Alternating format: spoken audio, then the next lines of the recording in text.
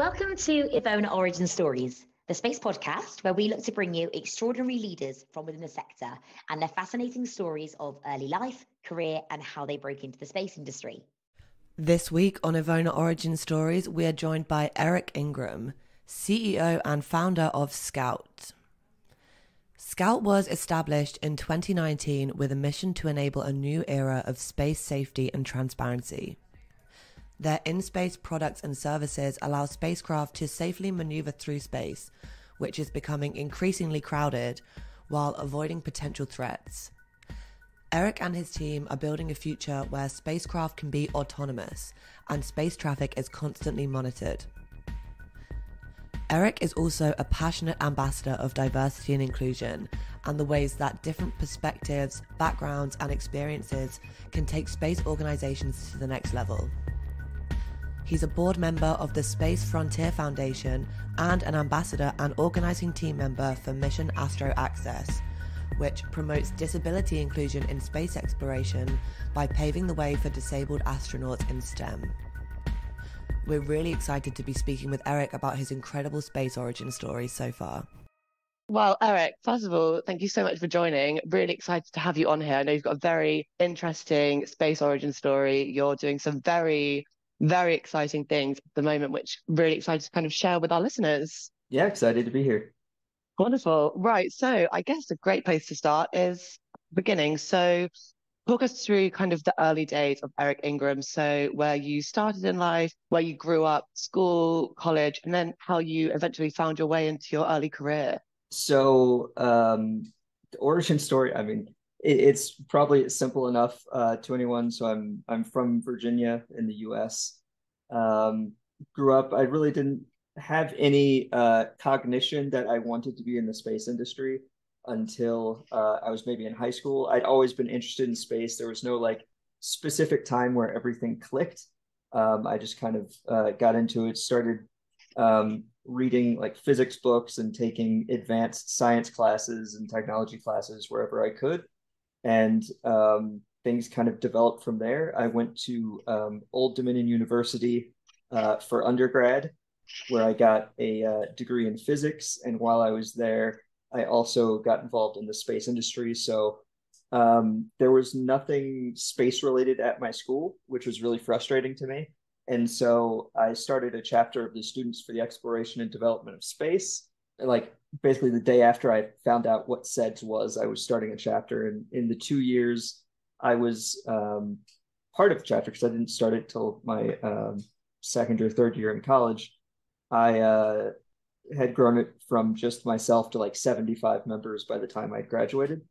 And also through going to like the SEDS conference, I got tied into other parts of the space industry, other different groups, different advocacy organizations, and then was also able to orient some of the research I did for my undergrad degree in something space adjacent. So I was researching LiDAR systems, technically for oceanography, but I kept pretending and telling myself it was for space use. And it was some good hands-on learning. From there, I went to grad school at University of Houston in Texas, where I was going for a master's degree in electrical engineering, which I never completed. But I was doing research in patch antenna design for spacecraft, and then was simultaneously working at an asteroid mining startup called Deep Space Industries. Wow. Where it was exciting times. That's where I learned a lot of things and also found out I was a terrible engineer. So I stopped doing engineering work and then moved to the DC area to work for the government at the Federal Aviation Administration's Office of Commercial Space Transportation, which is a mouthful, where I did a lot of licensing and regulating work for the space industry. I've done a bunch of different things in the space industry, everything from engineering work to regulatory work. I've done nonprofit work, working at different space advocacy organizations, of which I now sit on the board of, for example, the Space Frontier Foundation. and a member of Mission Astro Access, and a bunch of other things that all kind of rolled into starting my own company, which is Scout, in January 2019. So there's a lot of stuff I left out there, a lot of non-space stuff I did too, but that's a pretty good starting off point, I think. Definitely very impressed by the kind of the experiences and the education you've had. That must have been so incredible going through that, being introduced to all of those things and kind of, so yeah, really, really comprehensive experience. And it seems you've kind of come full circle in a way, haven't you? It seems where you are now is just absolutely perfect. So you've kind of primed yourself for where you are now with Scout. I think something for the listeners now, if you could just tell us a bit more about Scout, kind of what you guys do, how you fit into the space sector, and kind of where you see yourselves kind of evolving over the next 5 years. Yeah, and per your previous statement there, a super diverse skill set meant for me. I couldn't really find a job that fit my skills, so I invented one, and that's how Scout came along. So Scout is a company developing vision capabilities for satellites to do autonomous relative navigation. So you can think about like vision systems and softwares for autonomous cars, how they're able to drive. Think about that, but for satellites. And we're also developing essentially traffic cameras for space. So we want to be able to see anything in space from space, and that is guiding a lot of what we're developing. Launched our first payload to orbit back in June of 2021. Have been making a ton of progress since then, and it's been exciting times. It's always fun starting a company, and the space industry always adds a bit more spice on top of that. Yeah, completely. I definitely agree. I've been looking into what you guys are doing, and it's so interesting, and I really love it's so simple when you say it out there about autonomous cars. I saw something that you said, I think it might have been an interview, that spacecraft are blind, which when you said that, I thought, that's, of course, this makes so much sense that, you need to be increasing kind of efficiency and safety in such an expanding sector, especially with how crowded space is getting, especially in low Earth orbit. Exactly. And if we want to do exciting, complicated, elaborate things in space, we need to know more about it. We need to be able to, in near real time, know who's around our satellites or our space station, everything like that, and be able to operate with and around those things. And so whether it be Scout, whether it be another company doing it, we need more awareness of the space environment. And, we're hoping to be able to contribute to that substantially. Yeah, absolutely. I think you definitely are contributing to that very substantially. And I think, as you said, 2019 was not that long ago, and think how far you've come. So very exciting to see what the future holds for you guys. Right. So Eric, so now we've spoken about your story, what you're doing now. So now that you're very much embedded into the industry, you've made a name for yourself. What is it that you love the most about the space sector? Everything we're doing is new and novel. There's not some Harvard Business Review case study we can look up about the best way to run a space company or the best way to develop satellite technology. Every day we're working on the cutting edge of what's been done before, and it's new and exciting. I very rarely have a day that is exactly like the one before it, so it's dynamic. There's news coming out every day. I don't know. I feel like I'm repeating the same words a lot, but I have friends that work in other industries, and even as business owners, they get up, they go to work, they look at the same forms, they do the same things, and that's it. And the space industry is anything but that. Even working for the government in a massive government organization, doing regulatory work, I got to basically study the brand new technology and capabilities that launch companies were developing, and know how they fit into the market, and know what's on the horizon, and all of this stuff. So everything we encounter gives us the opportunity to be the first or amongst the first to do something. And that's something that pretty much any other industry you can't say. And it's exciting to be a part of. in whatever capacity you can. And it's part of the thing that keeps me going, is wanting to see what happens next. Yeah, absolutely. I completely agree with you. I think I don't think anyone, even if you're outside of the space sector, don't think anyone could argue that there's a more exciting sector to work in. Because, as you said, it's constantly evolving and mind-blowing things are happening on these advancements that we're making on such a regular basis. And as you said, it is all new and it's all novel. And I think that is kind of a uniting feeling within the space sector. Everyone I speak to has kind of shares this same passion for what once was impossible, but is now so attainable and within our grasp, and exploration and exactly being at the forefront of that. I think that is something we always seem to touch on in this podcast. And it's something that, yeah, as I said, it really kind of unites everyone. It's an amazing place to be. So, Eric, now there's something that I want to talk about with you. It's one of the huge motives of us even starting this podcast. It's something we talk about with all of our guests, something that we shout about in everything that we do, and it's making space accessible for everyone. As we're all aware, everyone listening and yourself, I'm sure we're all aware that a really hot topic at the moment, not necessarily just in space, but in STEM at the moment, is diversity. And some of the statistics are still a bit shocking, I will say, but as a leader yourself within a sector, I want to know what your thoughts on diversity in space are, and what you feel that we could be doing differently across the industry, kind of, and at STEAM and STEM level, to be impacting change now and for future generations. I know that this is something that you're actively working towards. You work with loads of incredible organizations that are kind of driving inclusion and diversity, like Astro Access, for example. So I just really would love to know and share with the listeners why this is important to you and for the wider sector. Representation for everyone is important. If you don't see anyone like yourself in a position you want to be in, it's very difficult for you to imagine yourself there. When I entered the industry a little over 10 years ago, it was almost entirely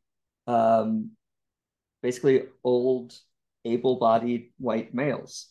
And for a long time, I would go to space conferences and be the only person there with at least a visible disability. Meaning, you wouldn't see any other wheelchairs there. You wouldn't see someone walking with a cane who was blind, or anything like that. And it was painfully apparent that, that is my experience, but in talking to friends of other minority groups and females and all of that, it's kind of a similar experience. And I can say we've done a lot in the industry over the last decade to increase diversity. And I don't want to undersell what's been done thus far, because even going to a space conference now, the room does not look like what it looked like a decade ago. But we could be doing more.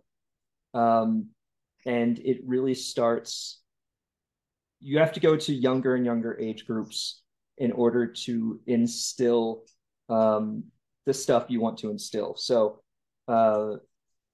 being able to show the progress that we've made thus far to them. So if you go to like an elementary school class and you show them videos of different astronauts from different, backgrounds, genders, everything, people that look like them or have a similar experience or from the same city or have the same disability, that suddenly opens up the possibility even for the young kids, like, oh, maybe this isn't a dream, right? Maybe this is an actual something that I can be a part of. And that carries through the further up we go.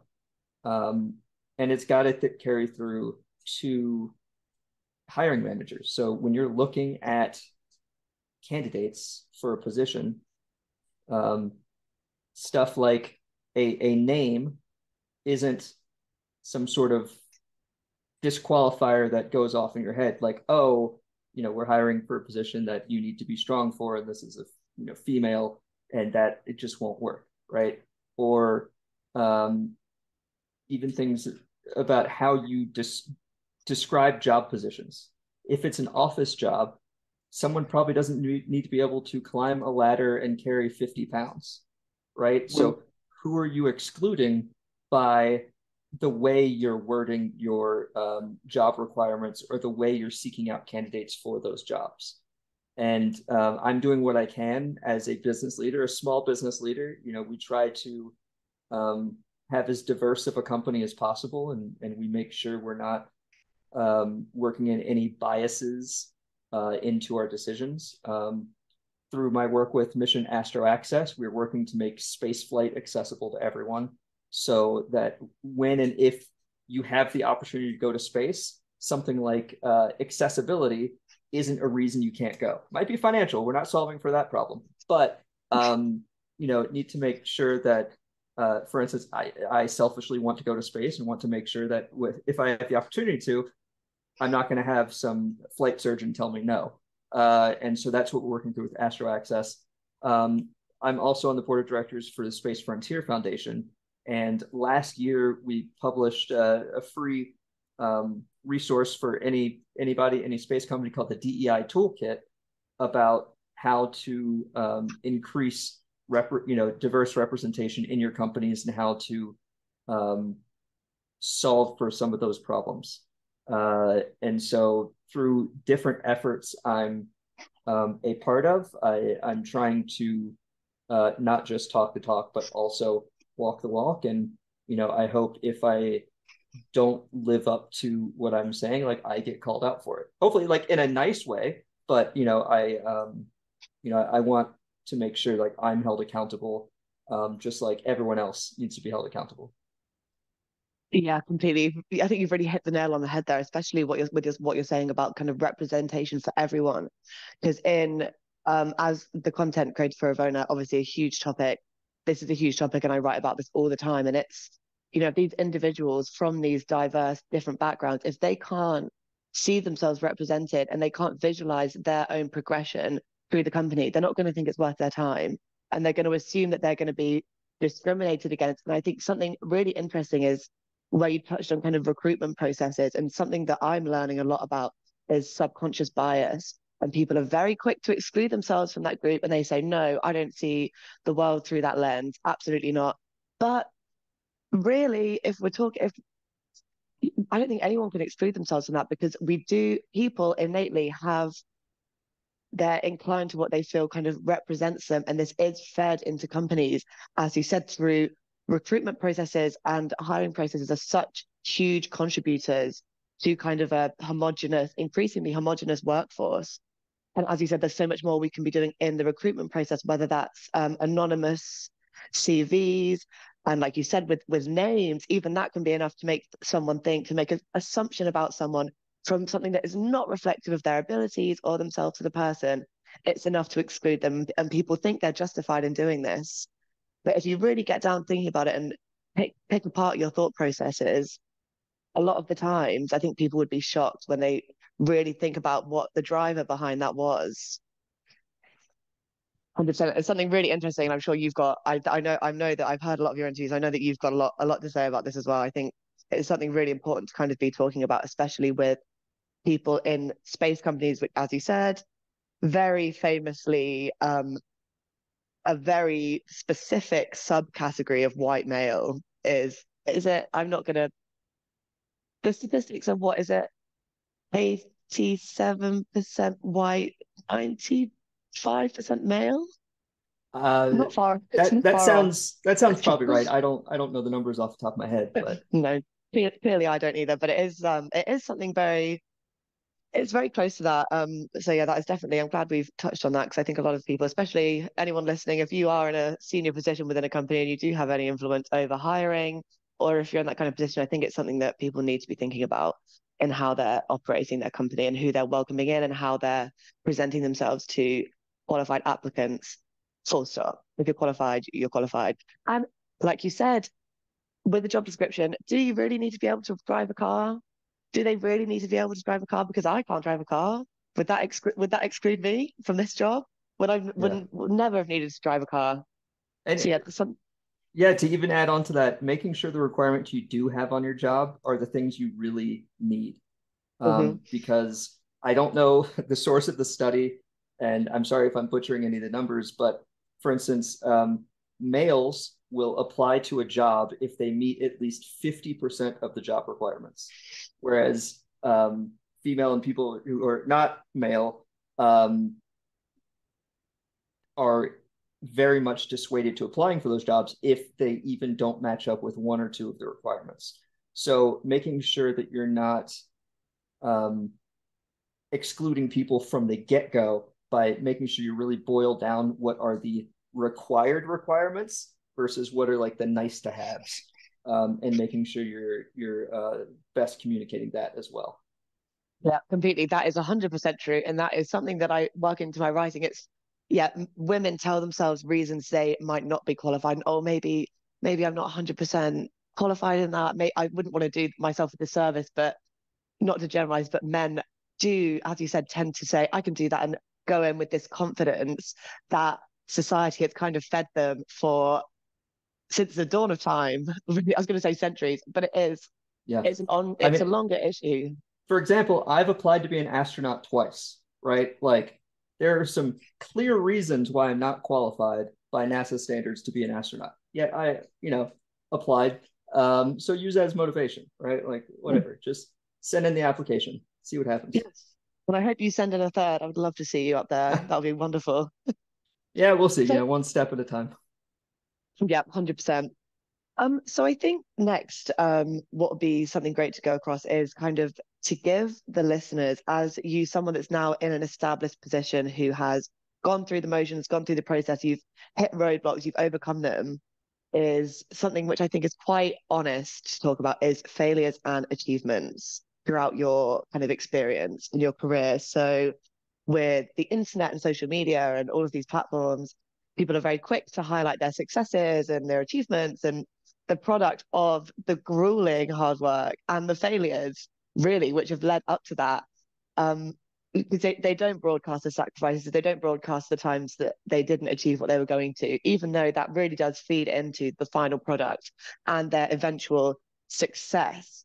So I would be very interested to know, failure is a strong word, but what would you consider to be your biggest failure / obstacle roadblock, what you learned from that, and then on the other side of that, what you would, on a more positive note, what would you consider to be your biggest achievement in your career to date?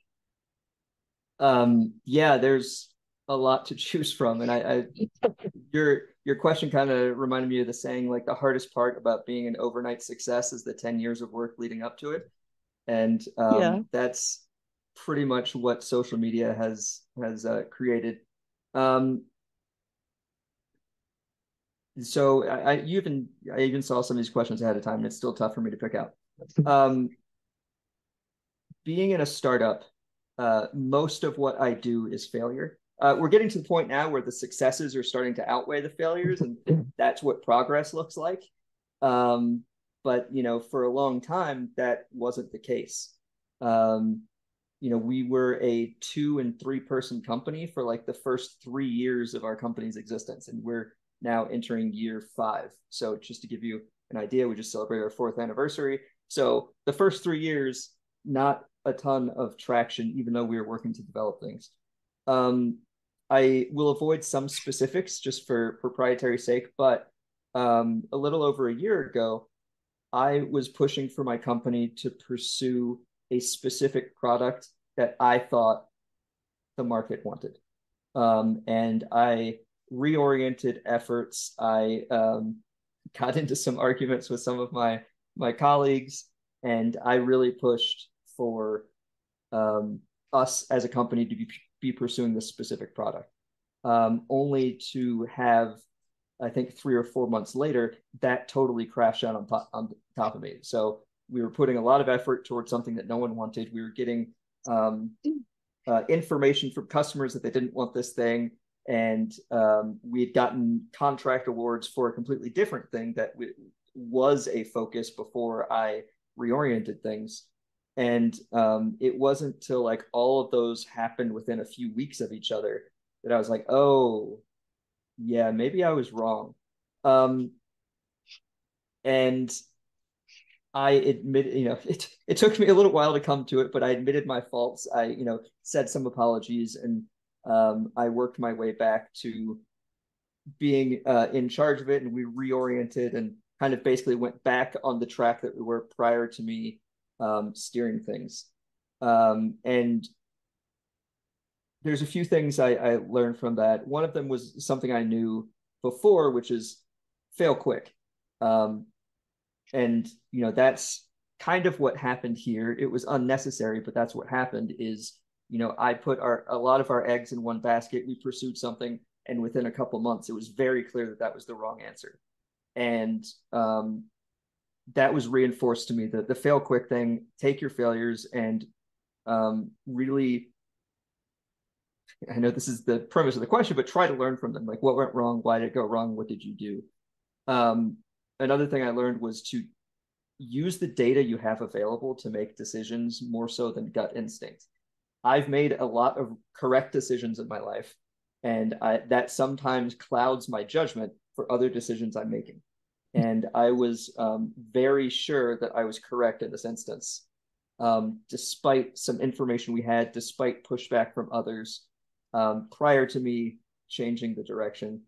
And it took a while for me to retrospectively take that in as well. Like, the evidence was there prior to me changing the company's direction that we shouldn't have done things. But anyways, I'm happy to say we're well past that, and things are going good now. And I don't think too many people hate me because of it. I mean, plenty of people hate me for other reasons, but that's probably not one of them. And biggest success, also difficult to judge. I mean, getting our first payload to space back in June of 2021 was incredible, being a 3-person startup at the time that was pre-revenue and had only raised a little bit of money. Getting a payload to space was an incredible feeling. I was at the launch in Florida and got to see it in person, and that was like a really incredible experience. A slightly more recent example, because I'm going to give 2 because I guess I'm a rule breaker, is just generally seeing the results and the responses to Astro Access and the successes we've had from there. I got involved in that program very soon after it started, and it was still in the idea stage. And since then, we've had two primary 0G flights, and we've had some partial ones with partners. And we've been doing great experiments and getting almost every human spaceflight company that exists to be part of that conversation and part of that. And that's something that's been amazing to see as well. So again, I guess I'm a rule breaker there, but that's my answers. Yeah, that's great. I really like I will end on the success, but the failure, I think that's quite a good example there, because progress is failure, and it is learning from failures, especially in a kind of a startup environment, especially within a space startup, because as you said, it is hard to learn from failures when you're leading a business and you're pushing your idea and you're saying, no, this is my passion, this is my idea.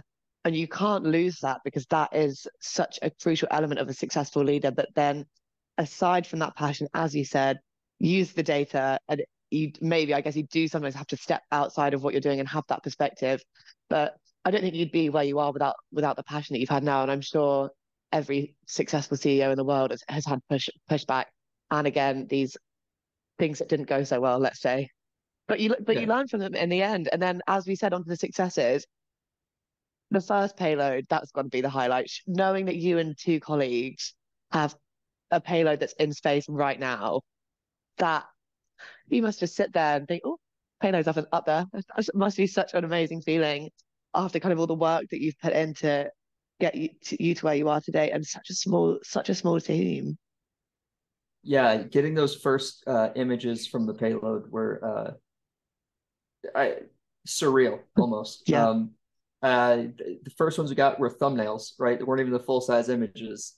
And it could have been a picture from any any payload that's ever been to space, whatever. But the fact that it was ours, just it was crazy. And I can say there's a lot of luck involved. There's a lot of hard work by other people. I'm wrong a lot, so I don't want to make it seem like I am solely building this empire. But again, a lot of hard work by others, a lot of luck, and yeah. Yeah, well, it's always about balance and teamwork, isn't it? And I bet you, if that was me, I'd have had that grainy thumbnail blown up to the biggest size up on my wall, even if you couldn't tell what it was. You know what that is, and that is amazing. So happy for you guys. It must be so exciting, especially to have been at the launch. Wild. It was, yeah, a lot of awesome things aligned, and it was the Transporter 2 launch from SpaceX where they re-landed the booster too. So Oh yeah, I got to be there for the landing, which was spectacular because I used to license that when I worked for the FAA, but I had never been to one of their launches in person. So it was kind of this funny moment where I didn't make it to an actual launch until after I worked in licensing them. But anyways, that's like a whole nother thing. oh, that's amazing. I've been doing some research into kind of sustainable rockets and how we can, improve kind of reusability. And when I read about the landing, I did think what was the name of the rocket? What's it called? SpaceX Falcon 9. Falcon 9. I'll edit that bit out. SpaceX Falcon 9. When I heard about that, I did think that must have been so tense, nail biting, watching that land. But it was successful. So, and you were there. Yeah, and I think they've done it like 50 more times by now. I don't even know what the number is, but No. they they've launched Falcon 9 over 100 times since they upgraded it, Oh, and their success rate is pretty high right now, which is impressive. crazy, crazy times in a very, very exciting sector all around. For sure. Yeah, definitely. Right. So, Eric, now we've kind of spoken about, I'm going to put a positive spin on this. So, now we've kind of spoken about some of the hardships that people can face on their way into the industry. I think it's important to give people kind of tools and ways that they can overcome these obstacles from someone that maybe isn't as far along as in their career as you are. Um, Something that I and our whole company, and I'm sure people even outside of this company, I think some of the best things you can learn from is kind of, mentors and people. So I'd be really interested to know, so what would you say were kind of the best resources that you personally identified and utilized over the years, whether that be, as I said, mentors or courses, programs, anything that helps you segue into the space sector? Okay. A lot of things. One thing I'll start with is um, everybody you encounter in any position all experience some form of imposter syndrome. And rarely do people feel like they belong in the room. I encounter this all the time. There are many, many occasions where I'm in a meeting and I'm just like, I don't deserve to be here. Like there are astronauts here, there are, people who run successful businesses, and I still have that feeling. So when I got started, a huge resource for me was SEDS, as I mentioned before, the Students for the Exploration and Development of Space, student-run organization. I know there's UK SEDS as well. There's SEDS Canada. It is an international organization. It's very active in the States. Extremely useful network, extremely good resources. Their conferences are where I met a lot of my friends in the industry to this day. And where I did a lot of networking, which is one of the best things you can do. Network without a purpose, which is something I did a lot. I went to space conferences. I talked to as many people as possible. I didn't have an ask. I just met them, became their friend or got their contact information, stayed in touch, would talk to them at follow-up conferences. And then years later, when it came to starting a company, I had a lot of people that either owed me favors or that I had just built really good goodwill with. And that's useful. And mentors, I never really had official mentors, but there were certainly people I asked questions of a lot and still do.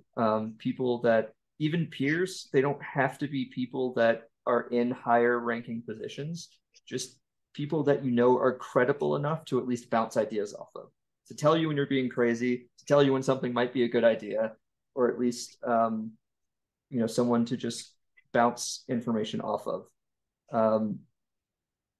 Again, some of them I met at the SEDS conferences or at other conferences I attended.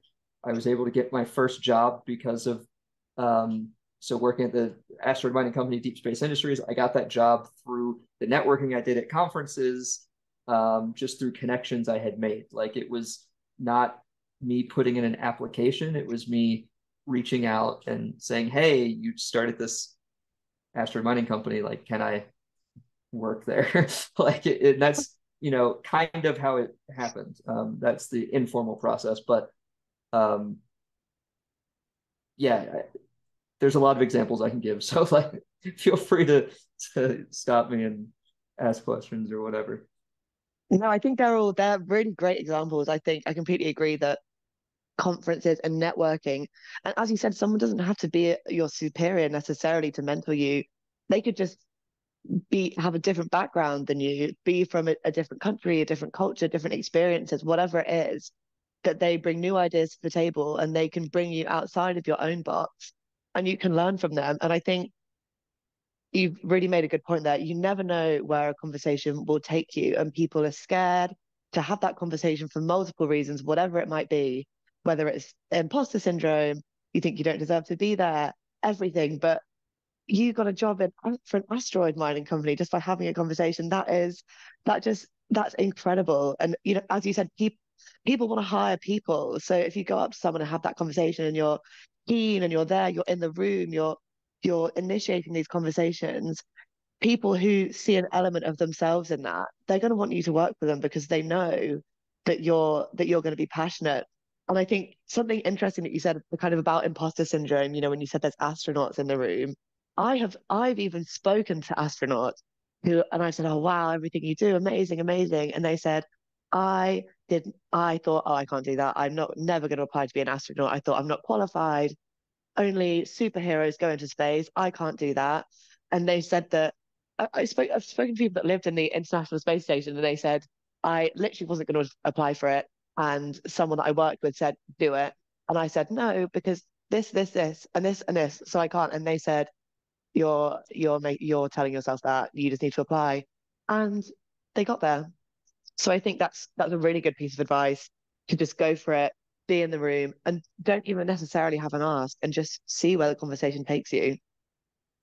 You never know who you're going to end up in a room with and where they could get you. So I think take every opportunity to speak to these people in the space sector, because everyone is doing the most incredible things. So Absolutely. always worth a conversation. I'm going to add two more things on top of that. As a now person who hires other people, not a ton, so don't rush me with applications. Like, we're still only a 12-person company, but especially for entry-level positions, the biggest thing I hire for is enthusiasm. It's not where you went to school. It's not what classes you took. It's one, I mean, broadly, can you do the work? So, like, did you go to school for engineering? Great. Like, I don't care what it was. I don't care what your GPA was. Hopefully you passed. But it's really, is this person going to wake up and want to do the work and is excited to do the work? And honestly, that is something that is more useful than this might be edit outable, but I think enthusiasm often is more useful than a college degree. And I have mixed feelings about academia in general, but my CTO disagrees, so we go back and forth on that. The second thing I'll say to you is, because I am really bad at selling myself. I'm really bad at it. So if you're writing like a bio for yourself, for your LinkedIn profile, or like a summary for the top of your resume or something, have your friend write it for you. Have them write a bio about you, or a colleague or something like that. Have someone who looks at you in a positive light write it for you, because often they're better at seeing your potential and capabilities and benefits than you are yourself, because again, we all talk down about ourselves, we all have negative self-talk, like all of that stuff. And that's something that I've done in the past that has helped me get through, I guess, a writer's block of pessimism that sometimes happens for me.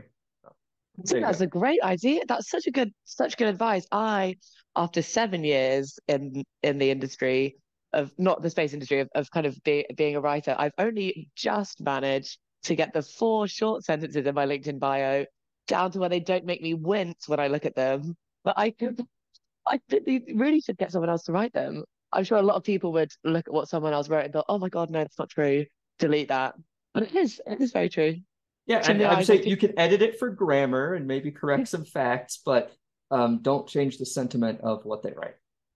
Exactly. Don't downplay yourself. I think everyone is guilty of doing that. I think everyone listening here. I still do it every day. I think we all do. Anyone that says otherwise, be more honest with yourself. or they're a sociopath, but we don't have to talk about that. Never know. So I think kind of on a similar note, I think this is kind of a good segue from the last question. Talking about kind of things that you've learned from, successes that you've had. All in all, looking back on your journey so far, if you were in a room and at one of these conferences and someone came up to you and said, "Eric, I want to join the space sector, but I don't know what to do," whether they were from a technical or a non-technical background, which I think is something important to talk about because it's not just rocket scientists and astronauts at all. It's not the case anymore. I think that is something that really deters people from people that are even astronauts now. It's something that, it's something that deterred them from doing that. And if they'd listened to that, they wouldn't be where they were now. So for you personally, what advice would you give to someone looking to join the sector from either a technical or a non-technical background in 2022 or beyond? Yeah, and every skill set is necessary. Every space company at the end of the day is a company. They have business departments, they have finance departments, they have HR, they have graphic designers. So dispel that now. When I started my SEDS chapter in undergrad, the most useful member of the SEDS chapter was not the engineering students or the physics students. It was the graphic design student, because he made all the flyers and all the advertisements we put out for the club to get people to come to our meetings. So don't undersell any of that. The A in STEAM for art is incredibly important because most people can't visualize the future. What would I say to that person is, well, hopefully you're attending more events like this, like get yourself out there, network. But the biggest thing there is network. Go talk to people. Build your brand early. So, and I don't necessarily mean start an Insta account and, go travel the world and post things, but go be present places, go meet people, go to a lot of things and build your network, build your brand, and start figuring out what you want to do with whatever skill set you have. Because I remember a couple of years ago, SpaceX was hiring farmers. So they have their land in Texas where they do their test launches, and they, as part of leasing that land, they have an agreement to maintain the land. And so there's like farmland on it and pastures and stuff. So they had to hire farmers to maintain the land for their rocket test. Anyways. Wow. So that's not even just like, because in my head I thought, oh yeah, like vertical farming. No, Is that like just literal, not? Wow. literal like earth ground farming. Yeah, this was several years ago, so I don't know if they still have that arrangement, but there is a job for you. Whoever you are listening, whatever your skill set is, there is something you can do to contribute to the space industry. You might have to work to find it. You might have to create it, but don't think it doesn't exist. Yeah, I really like what you said there about you might have to create it, because I think there's space for everyone. Every skill set is necessary. Is so important. And, we need sales representatives, we need business developers.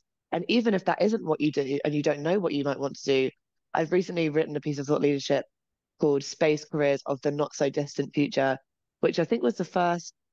I did write it about 6 months ago. It's the first thing I wrote when I joined the company, and it just blew my mind. Space tour guides, space traffic pilots, traffic. No, it's definitely not pilot. Traffic, traffic people. Managers, yeah, Something like that. something like that. Space law, space psychology, space medicine, space construction, space architecture.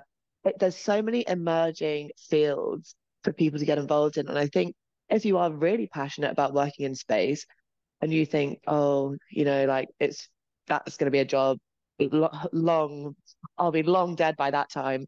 There are early stages that you can get involved in. Like, as we kind of touch back on the farming, I was looking, there's so many companies that you can work for in just in cities. It's building and it's kind of farming in harsh environments, and that could be in a city, it could be anywhere in somewhere with extreme temperatures, harsh environments. So why not get involved at any point you can? I think Yeah, there's so much room. a lot of the problems we're solving for space are the same ones we need to solve for Earth. It's Mm. energy generation, it's farming, it's atmospheric control, it's all of that. And the thing about the space industry is the stuff we're designing for now, the solutions we're coming up with, aren't necessarily for us today. It's the building blocks for the future. So, one thing about this industry is a large proportion of it are people looking way further ahead than I'd say most other industries. And we're a fairly optimistic set of people because we're the ones trying to build multi-planetary civilizations and space travel and all of that stuff. And you have to be optimistic and forward thinking if you want to be a part of that. So just some asides there. Mm. I completely agree. So that's a message to anyone listening right now. There is a space for you in the industry, no matter what you do, even if it is, I'm sure I think a lot of people don't realize that their current skill set is completely transferable, and people think they have to re-educate themselves. Oh, I've got to go back to school, I need to do a master's, I need to do a PhD. They don't. No, all right, another story because apparently I have a lot of them. I was at a conference, this was maybe 5 years ago, and they were having a job fair, and I met this guy who had been in industrial sales for like 10 years and was about to go back to school. He was probably in his late 20s, early 30s, something like that, to get an engineering degree. And like he was almost dreading it. And he was at this job fair. He's like handing out resumes about how he was going to go back to school and because he really wanted to work in the space industry. There's a lot of engineers in the space industry. You know what? They're not a lot of qualified salespeople. And so he had this decade career of selling very complicated industrial machines. I don't remember for what industry. And so I took him over, like I basically dragged him over to one of the booths for a space company I won't mention. And I was basically like, hey, are you guys hiring salespeople? And the person working the booth was like, yes, we've been having trouble finding them and blah, blah, blah. And so I basically introduced the two of them, and they were talking about his background, and the girl working the desk was basically like, that's amazing. Like, please give us your resume, like your real resume. And, I saw the light flick on in his brain, and I kind of thought nothing of this at the time, but I was at the International Astronautical Congress in Washington, D.C. like 3 years ago, I think. And he randomly came up to me, and I had not seen him in several years, and thanked me for helping him because he was working a job for like 3 years straight that he wouldn't even have applied for if I hadn't talked to him at that conference. So again, your skills are transferable. You don't always have to be an engineer. We have a lot of engineers in this industry. Be good at what you're good at, and don't force yourself to be good at something else. Just find a place for those skill sets. Really, wow, that's an incredible story. I bet he's so grateful to you for forcing him up to that booth. It was a passing conversation, and like I don't know, it's something I didn't plan for or anything like that, but it was really cool to to have that moment. Like it was just, I don't know. It was just pretty cool. Would probably barely be halfway through his engineering degree if you right now if you hadn't you Probably. didn't have to Well, retrain. I think you would have been finished with it by now. I don't know. Yeah, I think it was like 6 yeah. years ago. So hopefully, you know. They're long courses. You never know. And this even reminds me of even my interview with EVONA. Had loads of experience, copywriting, English degree, all of that. And they're oh, do you want a job? And I went, oh, I don't know. I'm not very good at science. I'm not 100% sure.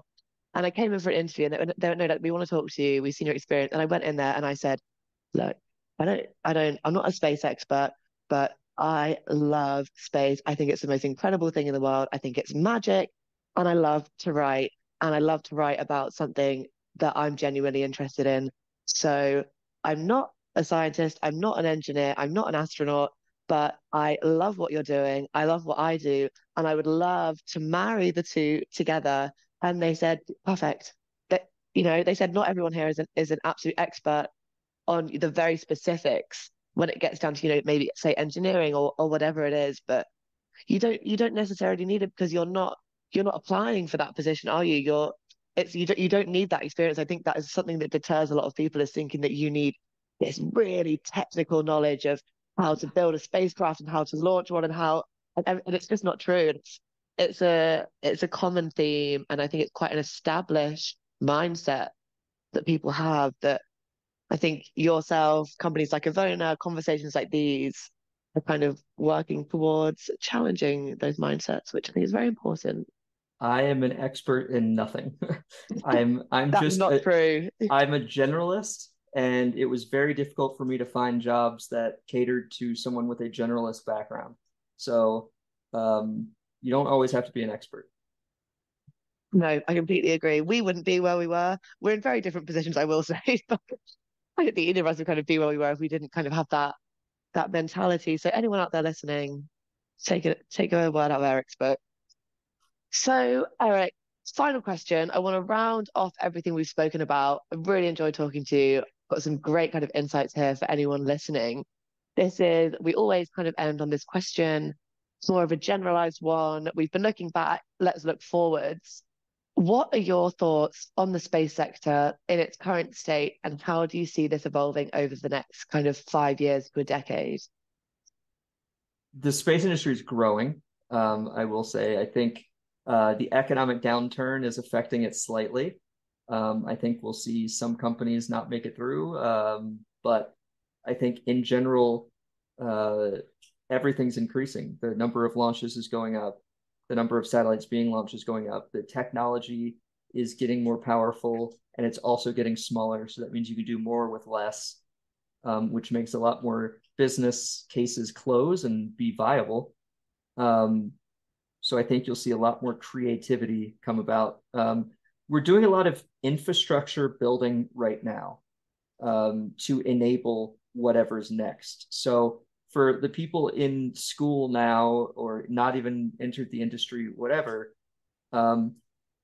start thinking about what can you do with that infrastructure, with those commercial space stations already in orbit, with a completely functioning space traffic management ecosystem, with completely regular launches and somewhat inexpensive and quick access to space. What do we get beyond that point? Once we have the infrastructure in place, what do we build from there? And I think, especially 5 to 10 years from now, I think you'll start seeing that generation of businesses and ideas start to come to the forefront. It's like, okay, well, now we've built the railroad. What can we do with having this railroad in place?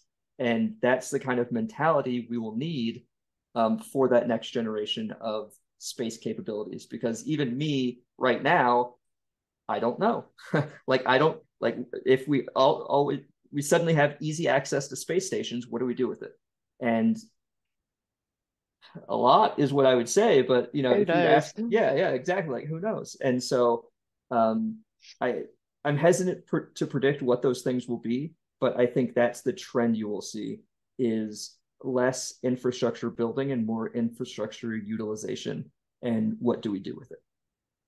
Completely. I think that's, oh God, I really love that. I think that's really insightful. And I think, as you said, at the way the sector's going with, CubeSats, nanosats, microsats, it's so accessible. Anyone, if you've got a bit of funding behind you, you can get something up there. It's so accessible. It's more affordable than ever. And I think it's only becoming more accessible and more affordable as we're these such intelligent and kind of innovative people are making a building on the sector and just having all these incredible projects. And I think as that grows, there's more room for creativity as well, which I think you touched on. So I think, yeah, completely. Who knows what's going to happen? And I think that's, yeah, the room for creativity and kind of what we're going to do with these structures that we've established. I think if you're listening to this right now and that excites you, take that as a sign. Now is the time to join the sector because, like you said, who knows what's going to happen in the next 5 to 10 years, but now's the time to kind of be a part of that and to kind of create that future yourself. It doesn't exist yet. You could be the one to have the idea that is what we're seeing in the next 5 to 10 years. Yeah, be your own catalyst and, start imagining the future. Be your own catalyst. A wonderful closing statement, I think, for the message of this podcast. Eric, thank you so much for joining. I know you've got a lot going on. Really appreciate you taking the time. I've really enjoyed speaking to you.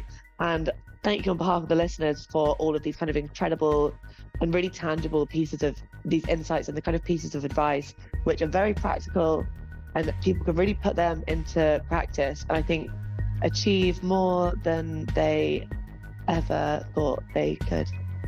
Yeah, I'm excited to see what they all do. And thank you for having me. I'm very excited too. You're welcome. It's been a pleasure. I hope to speak soon. Yes, you as well. Have a great evening. You too. Bye.